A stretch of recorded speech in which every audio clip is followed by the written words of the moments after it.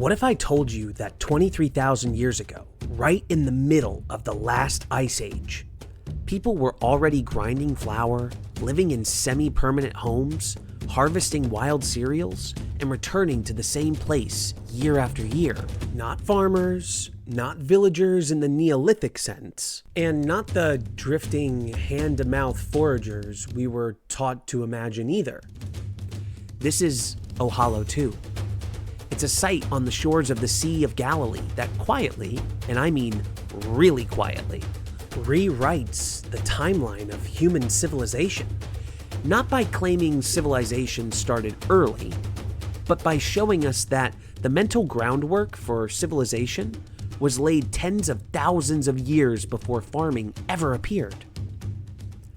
The Ohalo II culture was discovered in 1989 by Israeli archaeologist Dr. Dani Nadel, and what Dr. Nadel and his team found shouldn't have survived at all. The site had been sealed under anaerobic, which means oxygen-free, silt for over 20 millennia. And that matters, because normally wood rots, plant fibers disappear, seeds decay, food remains vanish. But here, everything stayed. Brush huts, hearths, grinding stones, fishing gear, plant remains. Over 90,000 individual plant remains were recovered. This isn't a guess about diet. This isn't extrapolation. This is direct evidence of what people were actually eating and doing, day after day. The Sea of Galilee region, 23,000 years ago, was colder than it is today, but it was extremely resource rich. It had fresh water, wetlands, wild cereals, fish, birds, small game. The Ohalo II sat at the intersection of ecosystems, and that matters because humans don't just adapt to environments, they choose really good ones. This wasn't desperation camping, this was strategic settlement. They knew where to be. So, let's talk about the food. The faunal evidence shows a highly diversified, intentional hunting and fishing strategy. At Ohalo II, people were exploiting small and medium terrestrial game. These were animals like gazelle, fallow deer, and waterfowl, all alongside this extremely sophisticated freshwater fishing economy. And the fishing wasn't opportunistic. We're talking about around 17,000 fish remains.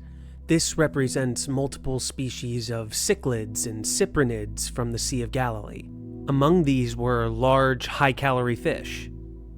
The pattern of bones, the species selected, and the seasonal signals all show year-round fishing, not random scavenging when the opportunity presented itself.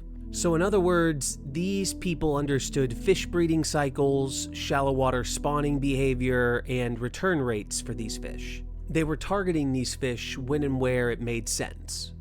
Fish are high-protein, high-fat, low-risk resources. You don't need specialized weapons, and you don't need dangerous hunts. You just need knowledge. And what Ohalo II shows us is a population that had already built that knowledge and folded it into a broader, more flexible subsistence strategy long before even farming existed. But the people of Ohalo II didn't just survive off a meat-only diet. Ohalo II reveals a starch-heavy, plant-diverse menu. People here consumed wild barley, wild wheat, oats, legumes, fruits, nuts, tubers, over 150 different plant species. Ohalo II doesn't just show people eating wild grains. It shows people harvesting them intentionally. And this is where flint comes into play. Archaeologists recovered dozens of retouched flint blades, many of them small, sharp inserts designed to be mounted into composite tools, what we would later call sickles. These weren't random flakes, they were standardized, repeatedly resharpened, and used in ways that leave very specific traces. When researchers examined the edges under high magnification, they found classic cereal use wear. It's this smooth, glossy sheen known as sickle gloss. It's produced only when silica-rich grasses, like wild wheat and barley, are cut repeatedly near the stem. That means these tools weren't used incidentally. What's remarkable, like all of these findings, is that this was happening 23,000 years ago, long before domestication.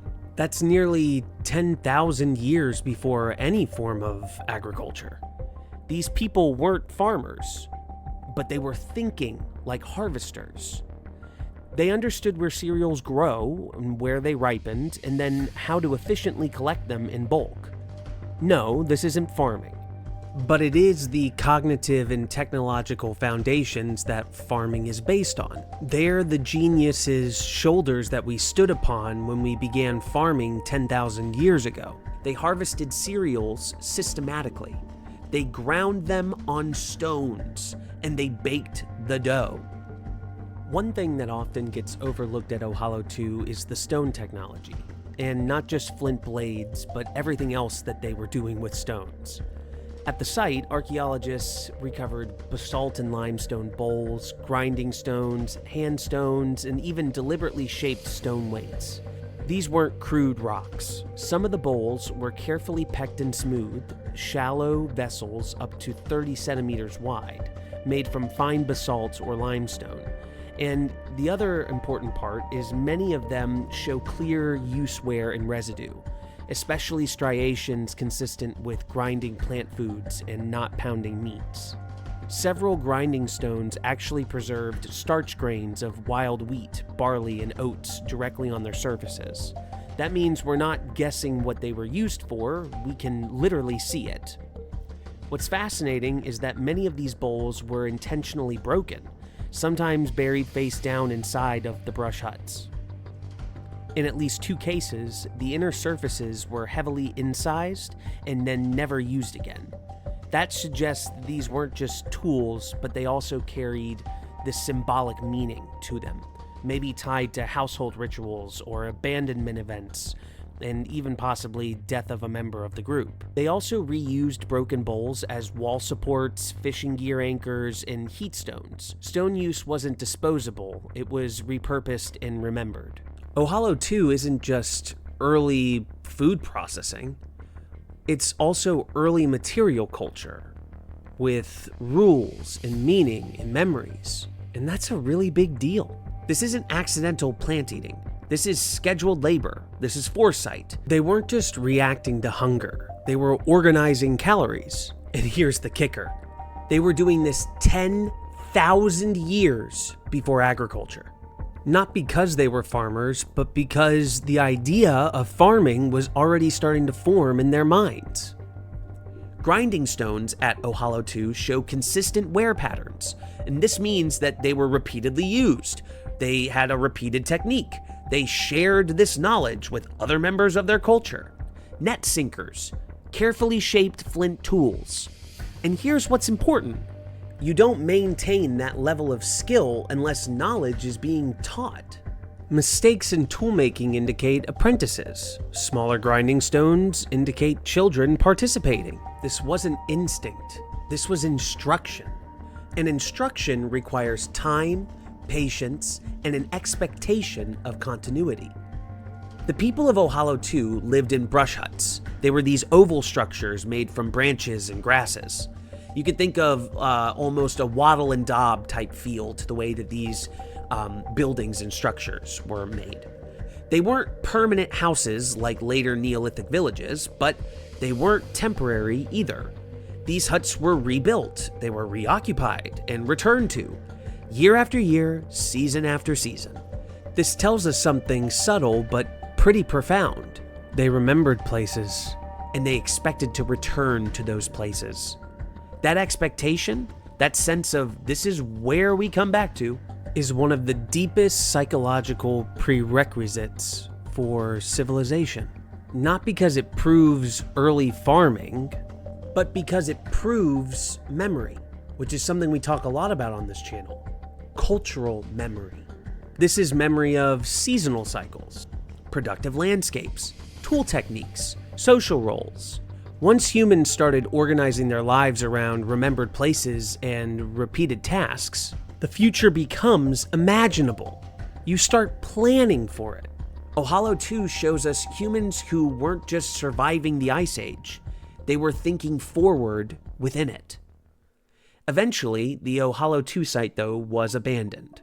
Not because it failed, but because of our old enemy, climate change. The water levels started to rise, the shorelines began to shift, and the landscape just became completely transformed. And this is important because the site wasn't abandoned because people were incapable. They left because environments are dynamic and they change and shift over time. And humans responded the way that we always have. They moved, they adapted, they carried knowledge with them. So Ohalo II forces us to confront something that can be rather uncomfortable. The traditional story of history and archaeology and prehistory is that first humans were simple, then farming made them complex. But Ohalo II says something very different. No, humans were already complex. Farming came later. Cognition precedes civilization. Memory precedes agriculture. Culture precedes domestication. The seeds of the Neolithic weren't planted in fields. In fact, they were planted inside of human minds. So, Ohalo II doesn't tell us when civilization began. It tells us how civilization began. It began slowly, quietly, through repetition, through attention, through remembering where the good places were. Long before cities, long before writing, and long before kings. People were already living with the future in mind. And once you see that, human history never looks the same again. Thank you guys so much for watching. I hope you guys found the Ohalo II culture as fascinating as I did, because I still can't get over the fact that 10,000 years before actual agriculture, actual domesticated farming was occurring, that there was a culture doing it in a natural way almost. It kind of just blows my mind that they were literally taking these wild grains. It was almost like an Eden, we could call it. It is like Eden, if you want to call it that. You know, it's just incredible that they were taking these cereals, these grains, and were mashing them up and baking them literally into bread. I mean, who thought of that? If you guys didn't know that, or if you did know that, please comment that down below. Like, that just blows my mind. So I hope you guys thought it was as cool as I did, because since I discovered them, I've been hooked on this culture. You guys could also remember to comment, like, and subscribe. It really helps the channel. It helps us grow. It helps us beat the algorithm. And it also helps us get more of this type of content out to people like you who like this type of content. So thank you again so much for watching, and I'll see you guys next week. Have a good one.